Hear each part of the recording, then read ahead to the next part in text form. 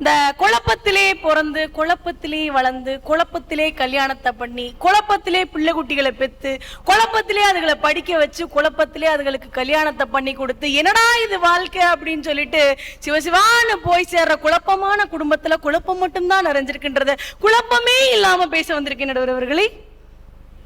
பாத்தீங்களா, இப்பதான் ஆடியன்ஸ் குழம்பிருக்கான். இன்ன வரைக்கும் ஓரளவு தேத்தி கொண்டு வந்தேன். இந்த ஒரு பாயிண்ட்ல அவங்க குழம்பிட்டான். என்ன சொல்றாங்க? குழப்பமா இருக்கின்றதுதான் சொல்றேன் நடுவர்களே. ஒண்ணும் இல்ல, குடும்பமும் குழப்பமும் ஒண்ணுதாங்க. ஸ்பெல்லிங் மட்டும்தான் வேற வேற, மீனிங் பூரா ஒண்ணுதான்.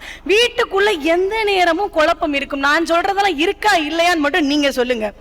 காலையில எந்திரிச்சோன்னு குழம்புல உப்பு போட்டமான்னு குழப்பம், காய போட்ட திணிக்கி கிளிப்பு போட்டமான்னு ஒரு குழப்பம், வச்ச அலாரம் அடிக்குமான்னு ஒரு குழப்பம், காலேஜ் பஸ்ஸ டயத்துக்கு பிடிப்பமான்னு ஒரு குழப்பம், சம்பளம் வந்துருச்சு கடங்காரன் கூடவே வந்துருவானோன்னு ஒரு குழப்பம், மாச கடைசி ஆயிடுச்சு காசுக்கு என்ன பண்றதுன்னு குழப்பம் குழப்பம் குழப்பம். குழப்பத்திலே தான் நாங்க ஓடிக்கிட்டு இருக்கு நம்மளுடைய வாழ்க்கை.